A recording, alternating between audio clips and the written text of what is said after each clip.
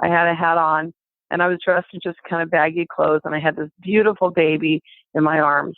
I looked at myself holding my little baby, and I thought, wow, you don't look the same. And so I realized that just because I'd, gained a little bit of weight and I had, gotten older, that I had just kind of given up my beauty power. Welcome to Ask the Beauty Advisor, a podcast that answers your health and beauty questions. Hosted by health and beauty advisor, Deanna Lynn.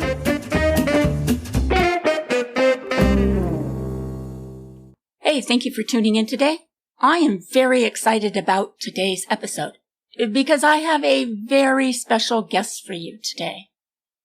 She's a makeup artist, hairdresser, businesswoman, and author. Today, on today's episode, I have the very talented Sally Van Swearingen. Sally is an internationally known total beauty artist with a passion for bringing out a woman's best features to make her look and feel gorgeous. Called one of the best makeup artists in the country by Allure magazine, she has spent over 25 years creating beauty as a makeup artist, esthetician, and hairstylist. She has written one of the best beauty books I've ever seen on Amazon. Her book is called It's Not Over Yet, Reclaiming Your Beauty Power in Your 40s, 50s, and Beyond. We are lucky enough to have her here today. She's going to be sharing some of her inspiration and beauty advice from her book. So be sure to stay tuned in because this is one interview you don't want to miss. We're going to do a quick 10-second message from our sponsor, and then we're going to jump right into my interview with Sally. I have discovered a very effective new line of natural organic skincare that I want to tell you about. I've been using Prestina Organics facial cleanser and toner, and I love the products. They were formulated by a licensed dermatologist after 6 years of testing on her own patients. They contain a unique blend of soothing but powerful ingredients, including thyme and lavender. The toner, according to patients, has also addressed problems with acne. Prestina Organics also offers a totally unique natural agave exfoliating washcloth. It's eco-friendly, sustainable, and biodegradable. The products are exclusively available at Amazon. And for your convenience, I have posted a link to their Amazon store in the show notes. By clicking on the link, you can check out the products while listening to today's episode.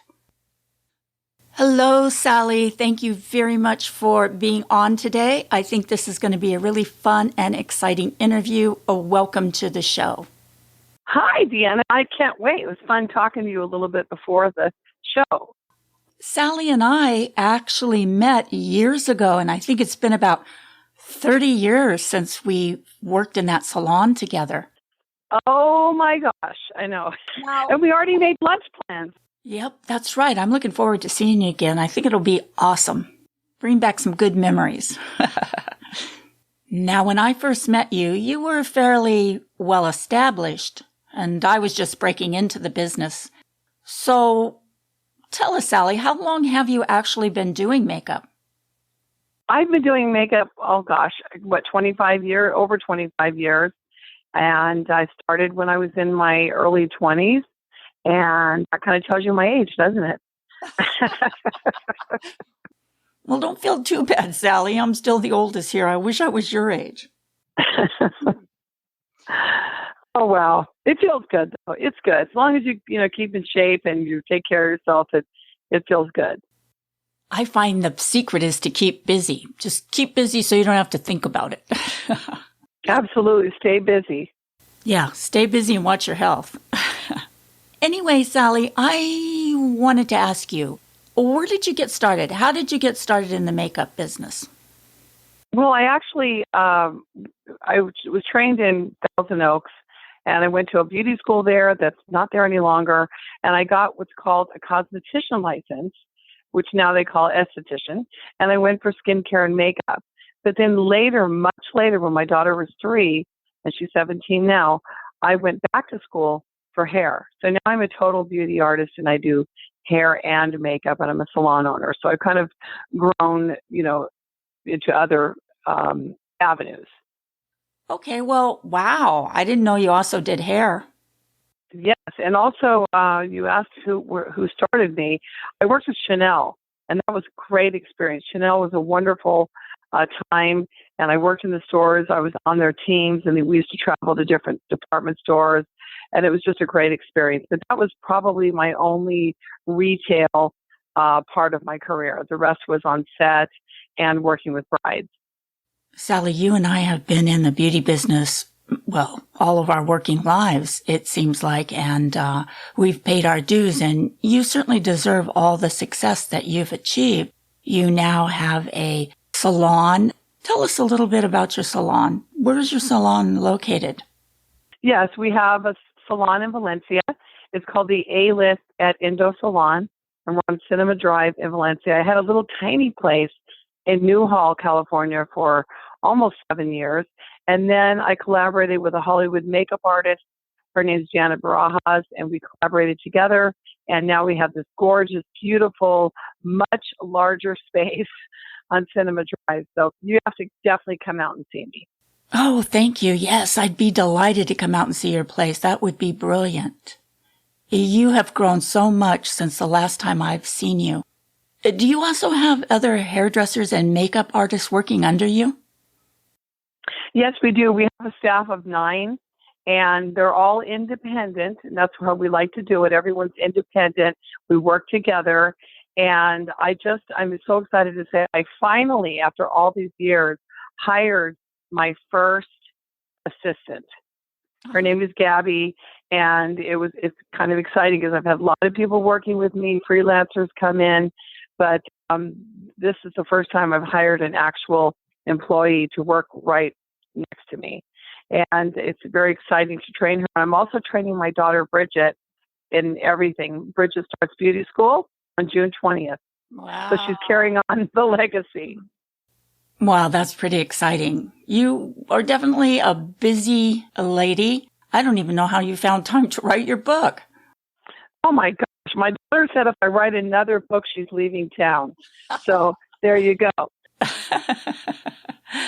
Well, how long did it take you to write the book? You know, people ask me that all the time. I think that you could write a book in 6 months if you go, just hold yourself up somewhere and lock yourself away from the world. You could certainly get it out. It took me, I would say, about 2 years to put it together because you write it, in between other projects. But I think that when it was getting to completion, I was able to finish it pretty quickly toward the end. So I don't want to scare authors off. I think that people need to know that once they write the skeleton of the book, what are the chapters are going to be, then you can put it together pretty quickly. But that's the hardest part, is starting it and deciding what the vein of the book is going to be about. Well, it really is a beautiful book. It's put together quite well, and it's a really interesting book. And it caught my attention right away. So you are a lady of many talents, that's for sure. How did you see the book? I meant to ask you that. Did you find it online, or how did you find my book? Yeah, I actually found your book on Amazon. I had been searching for a topic and an author to interview for the show, and your book just stood out, and it was, it was really nicely put together. And then I recognized you, which was an amazing, I thought, wait, I know her. So I guess it was fated for me to bump into you and have you on the show. I know her.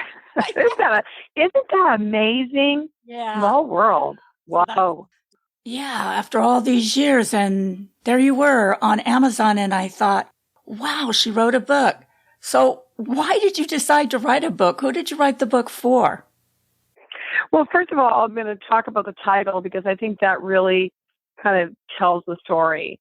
So the book is called It's Not Over Yet, Reclaiming Your Real Beauty Power in Your 40s, 50s, and Beyond.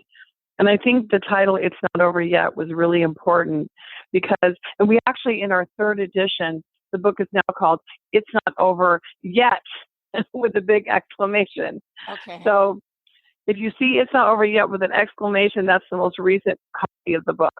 So what this is, it's about women, from my point of view, being a beauty professional for my entire life, working with thousands of faces, brides, women on set, just anything, entertainers, athletes, and just women like you and I. For many years, it's been my life's work. And I've learned a lot about women. I think I have a PhD in women, and I know how they are. And I'm one too, so I get it. And I think I know now about aging women. And when I was a younger makeup artist in my 30s, probably early 30s, I was teaching classes on makeup for women 40 and beyond. And I couldn't relate to what that was about, but I still knew techniques that could make them look younger. And then when I became that 40 and beyond woman and that 50 and beyond woman, I could relate much more to what I was doing in that area. So it's not over yet. It's about, in my opinion, 3 types of women. The women go in one of 3 directions. And those directions are Daisy Dukes and Ugg boots, where they are just not accepting that they're aging, that they have a different type of a look and a different kind of a beauty, and they're really holding on to that younger look. And they're trying desperately to do everything they could do to stay looking young, like, getting a lot of surgery and working out at the gym, just crazy, getting a ton of hair extensions and all these things that we do, even though hair extensions are great because I have them in my hair right now. But I think everything that we do needs to be appropriate. And the other woman is baseball cap and sweatpants. And that lady is the one who, she's had a baby or 2, and she used to be quite, the looker. And then she kind of starts putting the attention more on her kids. And as she's aging, she kind of lets her kids be front and center, and she just kind of pulls back. She starts wearing baggy clothes and wearing baseball caps and putting her hair in a clip and really not, focusing on her beauty anymore, which I think is really sad. And I think a lot of us have done that. And the third woman is, I love my beauty power. And that is the woman who knows that she is maturing. She realizes that things have shifted in her body and her face, but she has a new kind of beauty. And she embraces that beauty power at that level of her life. And so in my book, I'm encouraging women to embrace your beauty power, not give up, don't copy other women, but really bring out your own beauty power. Yeah, excellent advice. And now I found it really interesting that you mentioned that women can fall into 3 different categories as they get older. And until you said it, I didn't realize how true it really was. You said the first type is kind of the woman that doesn't want to change. She keeps hanging on to the same look that she had when she was young. Then there's the soccer mom, and then the woman who accepts and evolves, or changing herself as she evolves into a mature woman. Now, I know you told me a story that made me think that you relate more to the soccer type mom, and the story's in your book. So tell us the story about how you became aware that you were kind of letting go of your beauty power. Yes. I know you and I talked about this, and I think when we first talked on the phone a couple of months ago, I think we were kind of laughing about this, and I mentioned that whenever I am speaking to women, they start cracking up when I tell them the story. So at my Barnes & Noble book signing, I stood up and told the story, and the women all were laughing, but laughing in a way that they could really relate to what I was saying. So here's what it was. I had my daughter, and she was a tiny baby. She was about 2. And I was in the bank, and I was in line, and I had that typical mom look. I had my sunglasses on. I was hiding behind those. My hair was in a ponytail. I had a hat on, and I was dressed in just kind of baggy clothes, and I had this beautiful baby in my arms. And this lady behind me, we were waiting, and she said, well, what do you do? And I said, oh, I'm a makeup artist and stylist, and I had just finished working on set on a big project, and I just smiled at her, and she just said, really? And I was like, well, what? And I was, well, that's kind of rude. And that was just what came out of her. And then when I walked to the car and I looked in the mirror, I looked at myself holding my little baby, and I thought, wow, you don't look the same. And so I realized that just because I'd, gained a little bit of weight and I had, gotten older, that I had just kind of given up my beauty power. And I decided, well, I was still very young. I was 42, and that's still very young. And I said, you know what? I'm not giving this up. So I figured out a way to reclaim my beauty. Now, Sally, you kind of coined the phrase beauty power. Tell us exactly what you mean when you say beauty power. What is beauty power? Well, I'm really glad you asked that question. That's really a good one, because beauty power. Now, just listen to that. You think about that and you think, beauty power, what is that? Now, we're not talking about just physical beauty here. We're talking about physical beauty, of course, is part of it, but we're talking about the power, the second word, behind beauty. So it's walking into a room and feeling confident in who you are, not self-deprecating, which, a lot of us do that. I'm guilty of it myself, and I see my daughter doing that self-deprecating thing. We could talk about that later. It's about walking into a room and owning the room and feeling good about yourself where you are in this point in your life. So what that means is, a very important thing in beauty power is, let's stop for a second and let's think. I mean, Deanna, you told me your age, and you know my age. We look back at pictures of ourselves when we were about 25 years old, and we're wearing shorts and a cute little t-shirt, and we look at our tight legs and our, nice bodies, and we look at our skin and we think, wow, I looked gorgeous then. And we lament that we don't have those looks anymore. But when we're 80 years old, we're going to look back at where we are right now, and we're going to say, wow, I still looked pretty damn good. Okay. So the point is that I see too many women giving that up. And what I mean by that is, just because you don't look, let's say you were a size, 6, and now you're a 12, and, whatever, just because you don't look like that anymore, I certainly don't. But I still walk into a room commanding the room because I look good. I look good for my age. I look pretty fit for my age, even though I'm, overweight. I'm not a skinny mini. I look good. I dress well. I do my makeup. And it's not easy, because we talked about this earlier this morning about how every one of us knows that one woman that is always put together. She has her makeup on, her jewelry. She's perfect. She always looks good. And you wonder, what is going on? This woman walks out of her house looking good. She always looks put together. I am not that woman. If you see me on my day off, I've got my shorts and t-shirt and no makeup on. I am the baseball cap and sweatpants woman when I'm not at work. But the point is, once you go out there, you really need to put yourself together, because we're not 25 anymore, and we really can't get away with just throwing on a hat. We need to take some time to put ourselves together. And that's what a lot of my book addresses. A lot of 37, I believe it, tips on how to reclaim your beauty power. You have given a lot of good advice in your book about how we can reclaim our beauty power. But why do you think so many of us women give up our beauty power as we get a bit older? Do we just get lazy, or do our priorities change, or do some of us just feel like it's useless? We're fighting a losing battle. It just seems to get more difficult as you get older to maintain. So maybe we just surrender to it? Well, I think it's funny, because my business partner said this to me a couple of weeks ago. She said, do you notice that when you put yourself together and you come into the salon and you're really fixed up, do you notice that you make more money that day? Do you notice I sell more cosmetics that day? And I said, that's absolutely true. And think about it. When you put yourself together and you go out into the world, don't you notice that you make eye contact with people more often, that you start conversations with people more often? When you're not that way, you kind of avoid it. You go into Target, you see somebody you know, and you go, oh, shoot, let me duck in the next aisle, because you don't want to make that contact. Right. But when you're laughing, because we do it all the time.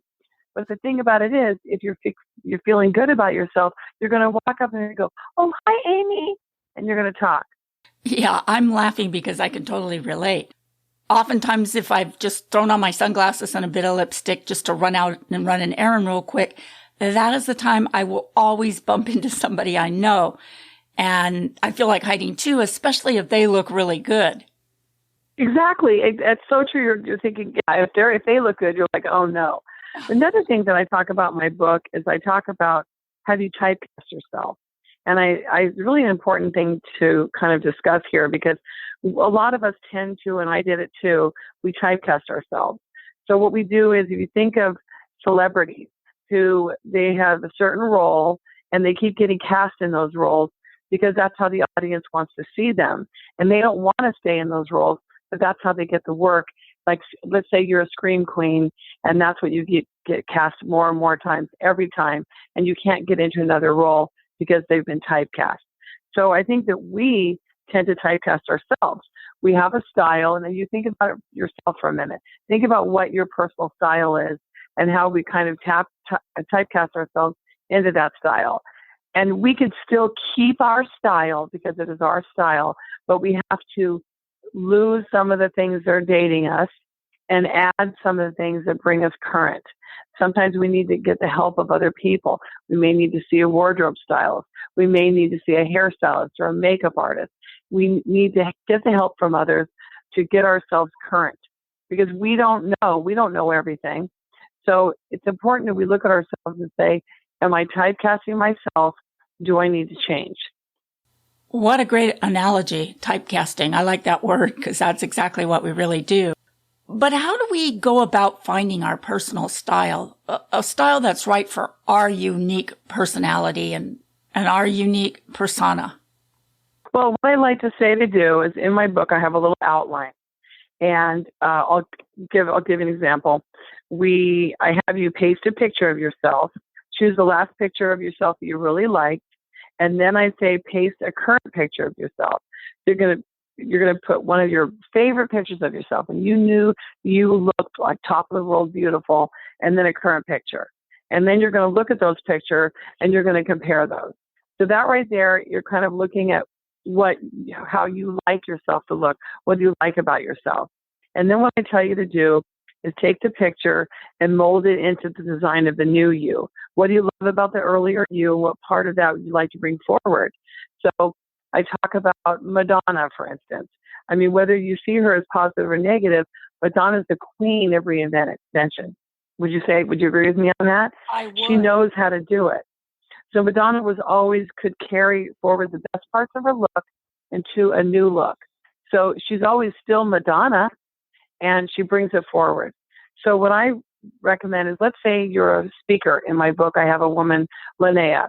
She's a platform speaker, and her thing was she always wore red suits on stage, and she's got strawberry red hair, and that was Linnea's look. But her stuff was starting to look dated. Her look was dated. So we decided to keep the red suit, but we're going to have a fitted red suit, a more current look. We're going to change her hairstyle, take off some length, update her makeup, give her some accessories. She still has the red suit. She's still Linnea with the red hair, but it's an updated look. So I like pencil skirts. I look good because I'm a curvy woman. I look good in long black pencil skirts and black jackets. That's what I like, but I have to keep it current. I have to, change myself up a little bit. What's popular now? Do something a little bit edgy to kind of make yourself current. Like I'm going to luncheon today. When you and I hang up, I'll be going to a luncheon. I'm going to have to put myself together. What am I going to wear? I'm going to look good, but I'm going to be current. Does that make sense?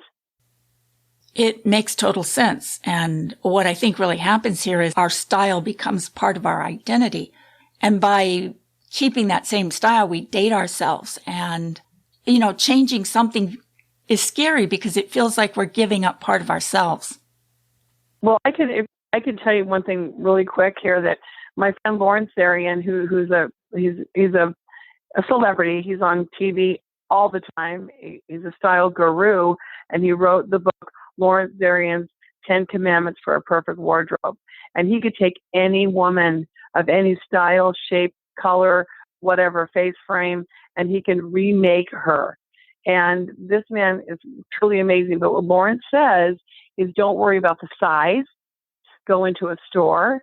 And I'm telling my daughter that, she's lost a little weight now, and she's feeling really good about herself. She's a size 6, and I think she was a 9 before. And she goes, Mom, look, I can wear this. But then sometimes she puts something on and it's a little too tight. I said, no, don't look at the size. Look at how it fits. So Lawrence says, don't even, worry about that. If you have to go a size bigger or smaller, put something on that fits you. Even if you have to buy something bigger and have it tailored to your body, that's going to be more flattering. That's what they do in Hollywood. They put the clothes and have them fit them to the body. So I went off on a tangent again, but the point is that we sometimes need help with our personal style. Like I know I do when I go shopping, I always ask for help because I'm going to tend to go in there and pick another black dress. It's going to be Sally and her 50th black dress. So I'm going to have to make myself buy a navy blue, a charcoal, even a burgundy. I still want something kind of in a deeper color, but it's not going to be black because I already have too many of those. And I see women doing that. They come home with another navy blue sweater. So let's not do that. Yeah, I think a lot of us do that, myself included. I seem to pick up the same color nail polish, the same type of clothing, and I don't even realize I'm doing it. It's sort of subconscious. I get it home and I go, gosh, I have about 10 colors of this nail polish. Why do I keep buying the same ones? Sally, how do you feel about women who dress sexy after 50? Is that a good look for a woman in her 50s? I totally love it. I love it. However, here's the thing. When we were 30, we could wear a certain style and it would look good on us. We could wear a tight material. We could show our curves. We could show a little cleavage. We can do that. We could still show some cleavage. I want to show a little cleavage. I have cleavage, but I'm going to show a little bit of cleavage, not a maximum amount. We have, on our backs, sometimes we have those lumps and those bumps. If we're going to wear a tight shirt, it should be draping the body, not super tight. That's not flattering. Even if you're a small woman, it's not flattering if there's lumps and bumps. So you have to get materials that are going to flatter the body. And this is something that I've learned the hard way many, many times because I'm on camera a lot and I'll pick something out and I'll look at it later on camera and I'll be like, oh no, that totally didn't work. So I had to remake myself. And so all these things I'm telling women, I've gone through myself. Now, in your book, you talk about how your mother affected your life choices, and you describe your mother and my mother sound very much alike. My mother loved clothes, she loved shopping, she loved old movies. So tell us about your mother. How did she affect your life choices? Well, in the book, and I love it that we both really love our mamas. So in the book, I talk about how my mom was a stunning beauty. And when you get my book and you see her pictures, you'll agree with me. She was movie star gorgeous. But yet my mom didn't really like to focus so much on her looks. She focused on, having fun and going shopping. And she loved to get dressed up, but she didn't really want to focus on her look. However, when my mom got older and she's aged through, the terrible effects of the sun due to us and some smoking, because in her age it was okay in her time. It really aged her skin. My mom still had beautiful bone structure, but she had, kind of a lot of wrinkles. And my mom said to me that she wished that she hadn't been afraid of having cosmetic surgery, having some enhancements. But she was just, in her time, she was afraid of that because at that time it's when Phyllis Diller and Elizabeth Taylor and these type of women were really out about their cosmetic procedures, but very few women were doing that. And so my mom was afraid. And so she really encouraged me that if I wanted to do something to enhance myself that would help me feel like I don't look tired, she said for me to do it. And I did have my eyes done about 10 years ago. It really did help me. That's the only thing I've had done. Everything else was me. And I think my mom was a real role model because she loved fashion and she loved going shopping and she loved getting dressed up. But my mom, even though she was, let's say, she passed away at 84, so up into her early 80s, she was still into it. And my mom would wear hats and all of that. And even though she was an older woman and she looked older, she looked stylish. And so I think that's probably where I got the whole beauty power mindset from. And my mom was one of my first role models in that area. But another thing I really want the ladies that are listening to hear this is that think about this. You're a role model for the younger women coming up. So they're looking at us, and my daughter's looking at me, even though she says she's not. My assistant Gabby's checking me out. They're watching what I'm doing. And that's a lot of pressure, but we need a role model for younger women that it's okay to get older. I mean, do I like it? No, I don't like it, but we really don't have a lot of choice.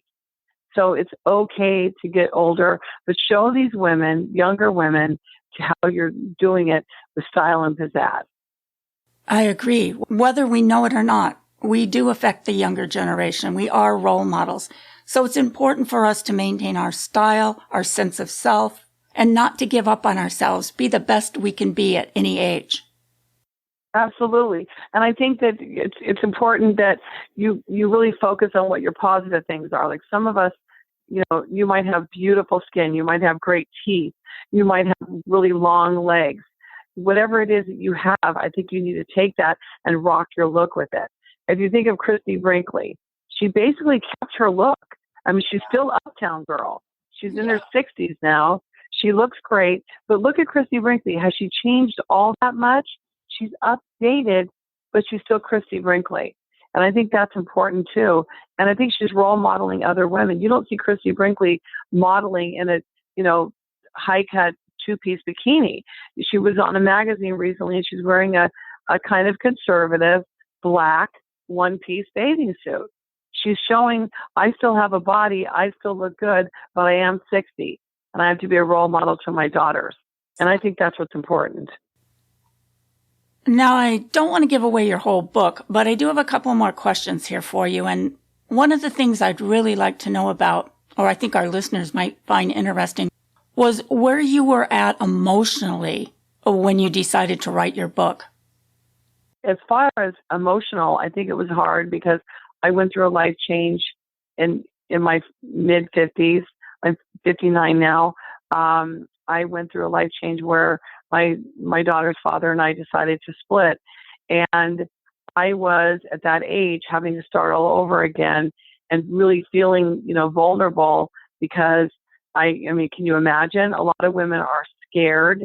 They won't do it. They'll stay in a relationship where they're not necessarily happy because that's their cocoon. And I don't fault the women for doing that because some women, that's what they need to do and that's what they want to do. But I think for me, emotionally, it was really, really hard to start over again. And I think the book was kind of a launching pad for me in a way to make that happen. And I did learn lessons. I've learned things that could be done better. And my second half of life, I'm going to kick some major you-know-what. Hooray for you, Sally. That's the attitude we all want to hear. I really think your book appeals to women of all ages. And with that being said, if you only had one piece of advice to give all women, what would that be? I would say don't copy. Be your own person. I kind of mentioned that earlier. We're going to definitely take some inspiration from other people. There's no question of that because I talked earlier about going to other people for help. I think that's important. And if you could be inspired by someone else, that's great. But I think that you should be really careful not to copy. I think that if every woman is wearing, high-cut jeans and they don't work for you, you can't force yourself into high-cut jeans. I think that if every woman is wearing long hair down to their waist and it doesn't flatter your face, don't do it. And I think it's important that, now what's been popular with the younger set is the very severe makeup with the super dark eyebrows. And then I'm seeing a lot of women doing that. And when my girls come in and I train them, I say, look, we're going to not do the dark eyebrows because that just kind of makes everybody look like carbon copies of each other. So I'm encouraging younger women to not copy and not just be, carbon copies of other women. Figure out your own beauty power. And I know it's hard, but you'll figure out what your personal style is. Yes. And I mean, it took me a long time. I'm not saying that I knew it either. It took me a long time, and I'm still discovering my beauty power. When I was doing my book signings and when I was first speaking, I was going on stage with animal print dresses and bright pink and really sexalicious clothes because I was kind of trying to show women, look, I'm a little overweight. I got a little junk in the trunk here. I got a little extra stuff around the middle, but I'm still curvy and I look good. And you know what? I'm going to rock it. But what I realized was that's not really 100% me. I'm doing this to really create a message, but then I'm going to have women copying me and doing that too. So I realized I needed to be more authentic. And that's what I'm doing now. I'm being very authentic, Sally Van Swearingen. Yeah, in your book, you stress about being authentic and you go into a lot of detail about it, but we don't have time for your whole book and we don't want to give your whole book away. Sally, what would you say makes your book so different? There's a lot of beauty books out there. Why do you feel your book stands out, or why do you feel your book is different from any of the other beauty books out there? Well, I think the most important thing to say is a lot of books out there, and they were very helpful. They're how you can look younger, how to look hotter, how to not look your age. And the books are actually titled like that. And that's kind of, women are being told, and I'm being told, you can't be your age. You have to look younger. You have to pass for younger. My ex-business partner, she said to me once, she's like 12 years younger than me. I look a lot younger than my age. And she said, stop telling people your real age. Well, why? Because then people think that you and I are the same age, but I'm actually a lot younger than you. I'll start laughing. I said, really? That's why you don't want me to tell them? But it's true. We love it when we pass. I love it when I could pass for, 10 years younger than myself. But what does that really say? What does that say about me? What does that say about us? I thought you were much younger than that. Oh, thank you. Thank you for that. Why can't we be our age? And that's something that I'm still dealing with. So I think that I kind of got off my thing again, but I think really what it is that we can be our age and still look good. Yeah, I think that we're made to feel embarrassed about being older, and, it's nothing to be ashamed of. It happens to all of us.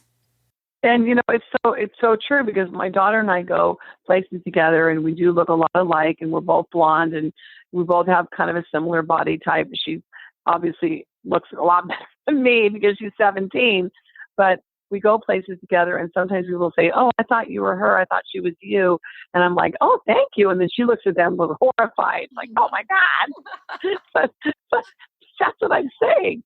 I'm like, we have to allow ourselves to get older and feel good about ourselves and look good. And there's so many different things that you can do. I mean, sometimes it's a simple thing of losing the foundation. You being a skincare person, I'm sure you agree with me. I tell women, get rid of the foundation, use a tinted primer instead, use some lip glosses. Don't use like dark, heavy lipsticks, which actually make us look older. Don't do the heavy, dark eyebrows. Just shape your brows, but do it nice, do it light, do it blended. All these things will make us look younger. And take the time to style our hair. Take the time to put some makeup on. There's so many things in the book. Well, the book is certainly a good read, and I think it's a good read for women of all ages. Yeah, I've had a lot of young women read the book and tell me they learned a hell of a lot of things, because there's so many tips for women of all ages. Great. Well, there's certainly a lot of great tips and information in your book. We're just about out of time here, so before I let you go, I'd like to ask you, Sally, what's in the future for Sally, or what projects are you working on now? What's the next step for Sally? Well, what I'm doing is we are putting my makeup line out there in a big way. We're holding makeup classes at my salon, and we're doing the whole beauty power mindset. So every month at my salon, the third Thursday, we do either a makeup, skin, or hair class, and we show women how to really bring out their beauty power. So that's very tantamount right now what I'm doing. And then I'm doing videos that we're putting out on the internet with more of beauty power tips. And I'm going back on stage doing my platforming work and continuing to push out the book. I want to take this message to every woman. I think most women in this country need to read this book. All right, then. So where can we find the book? Okay, so the book is titled It's Not Over Yet, Reclaiming Your Real Beauty Power in Your 40s, 50s, and Beyond. It's a bright pink book, and you'll see it on Amazon.com. It's also available on BarnesandNoble.com, and also available directly from me in my salon. If you want to come to my salon, I'll sign a copy for you. And my salon is the A-List at Indo Salon. We're on Cinema Drive. We're in Valencia.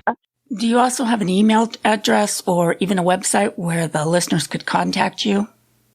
Okay, it's Sally Van Swearingen at gmail.com and sallyvanswearingen.com. And I will put the links to Sally's website in the show notes. All right, Sally, I know you have a luncheon to get to, and I don't want to keep you any longer, but I want to thank you very much for being on. It was a pleasure speaking to you today, and I hope to see you. I hope we meet up and catch up. Deanna, I'm so excited. I can't wait to talk to you and see you in person. Bye.